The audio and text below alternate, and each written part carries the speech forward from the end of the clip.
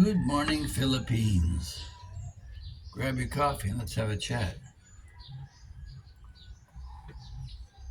A lot going on in the world right now. Nikki Haley just bailed out of the presidential race, and Donald Trump exposed the fact that half of her supporters were Democrats.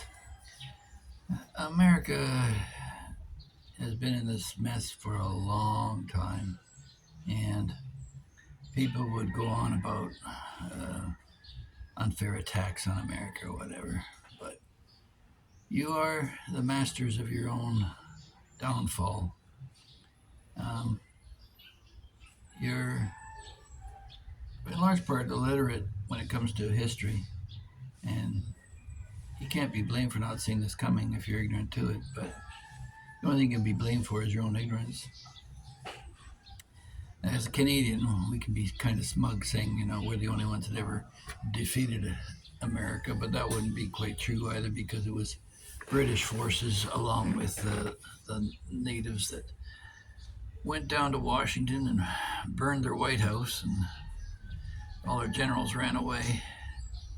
They refer to that as the skirmish of 1812, whereas Canada is considered the War of 1812. Prior to that, the Americans owned the land or arguing for it right to the south shore of the St. Lawrence River, so they lost all that. But that aside,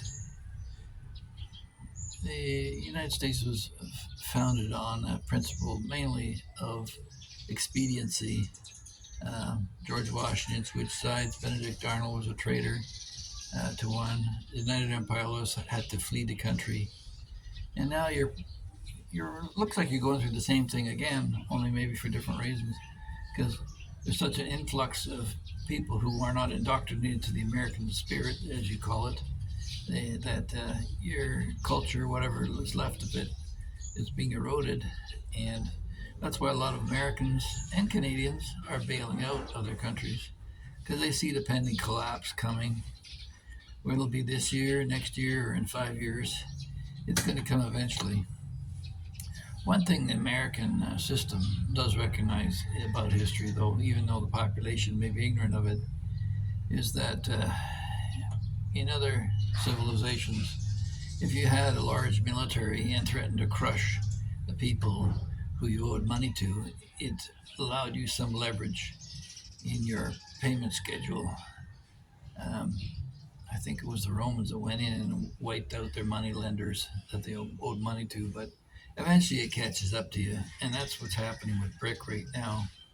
Um, Other countries are waking up to the fact that the American petrodollar is not a standard to which can be held up much longer, and people are bailing left and right. I hear Warren Buffett selling his whole portfolio. Maybe he's doing that because he wants to, before he passes, be able to pass the funds along. But I hear other stock major stockholders are selling as well. So, if you recognize the fact and came here to the Philippines to improve the country, but all you're here for is to exploit it. You're coming in here with your military bases, and as Donald Trump would say about immigrants coming to America, the same thing could be said about the Philippines. You're not sending your best and your brightest. You're sending, uh, maybe you're not emptying your prisons. Maybe you are, I don't know, but you'd have to have a judicial pardon in order to get here. But the Philippines has long been a place where people just scrape enough money to get here on a flight and squeak out an existence. And it does nothing but create another burden on the Philippines.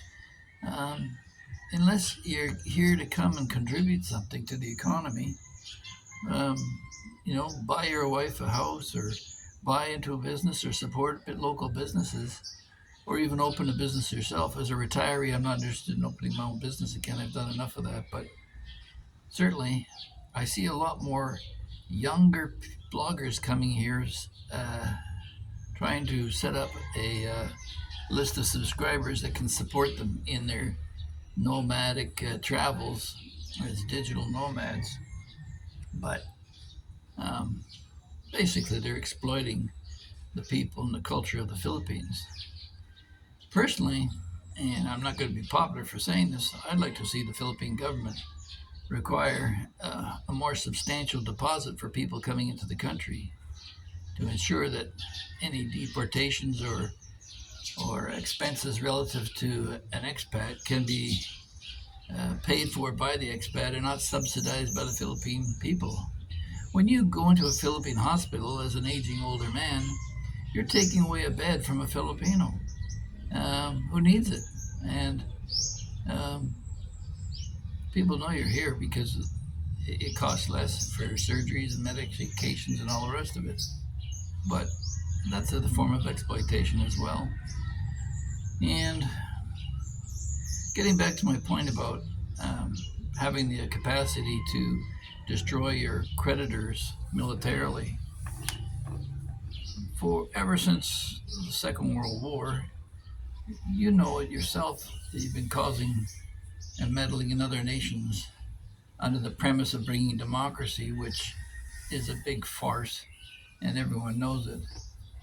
You're there to establish American interests and sources for your own benefit.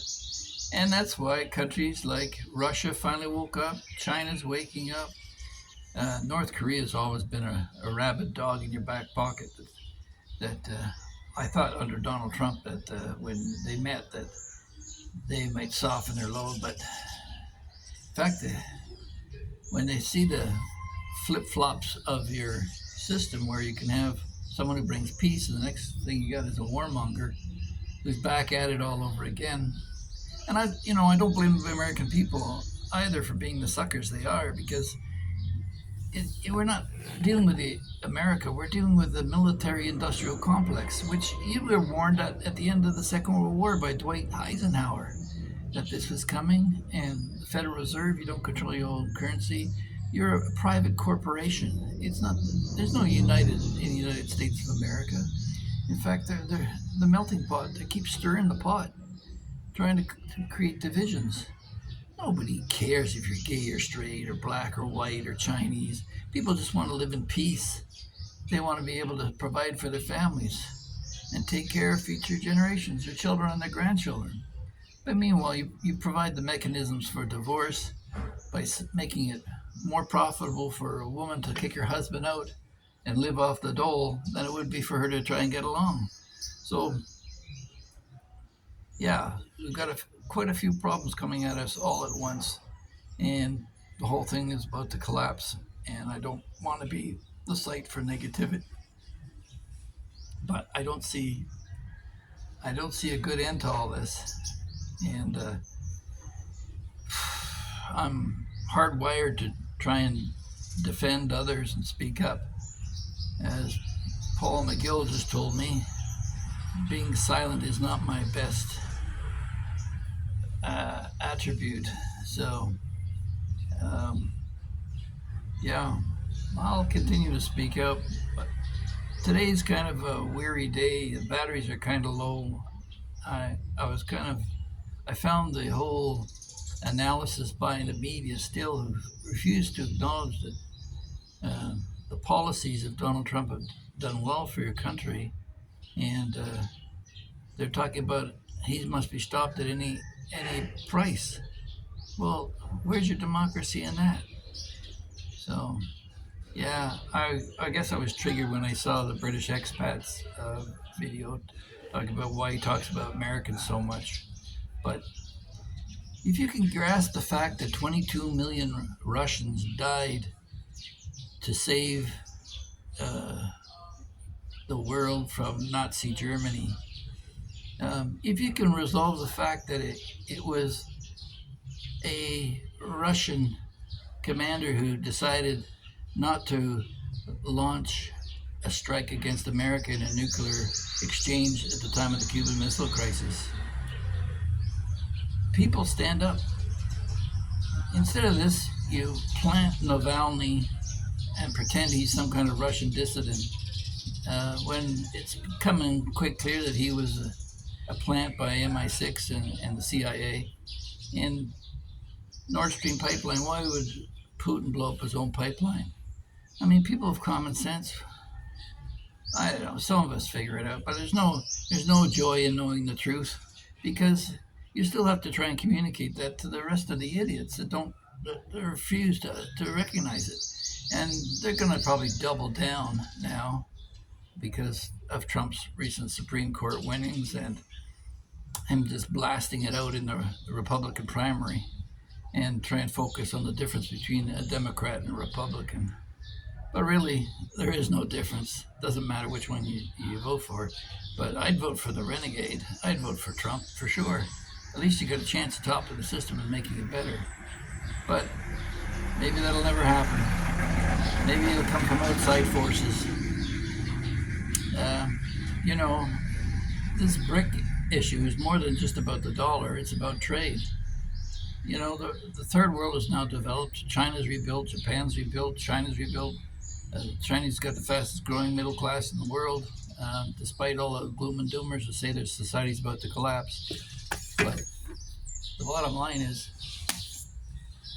who's going to outlast who in this a broke country that spends a lot on military defense, or the rest of the world that just says, you know what, we've had enough of you, America. We're just going to go. If we can't go through you, we'll go around you. And they'll just start trading with each other. India and Russia are still great friends. I was back there in the 1970s when I took pictures and sent them from India. They had to go through censorship when they came back to Canada. That was the Cold War times. Maybe we're heading back to that. But anyway, I'm rambling on a bit here. Anyway, I just thought I'd throw my 2 bits in it. You know, America, you never lost a war. Sorry, you never won a war on your own since the Spanish-American War. That was your peak. And since then, you've been stirring up trouble all over the planet. You showed up 2 years late for World War One. You showed up 2 years late World War Two. Basically, it was a mop operation when millions of others died before you ever got there. And the only reason you got there is they kept on sinking your merchant ships and affecting your bottom line. Otherwise, you'd still claim to be neutral and isolationist. Well, please be isolationist because the world's going to make you isolationist. And with that, we'll call it a wrap. And I don't know, maybe I'll take a break from this for a while. People are telling me I post too much. I should just shut up. I don't know. It started off to be a family thing, you know, to get some records because I'm going to be dead one day, and maybe my grandkids will have curious intents on finding out who their grandpa was and whether everything their mothers and grandmothers told them was true or not. And I doubt that'll ever happen now. Anyway, you have yourselves a great day, and like, share, and subscribe if you want. All right, bye-bye.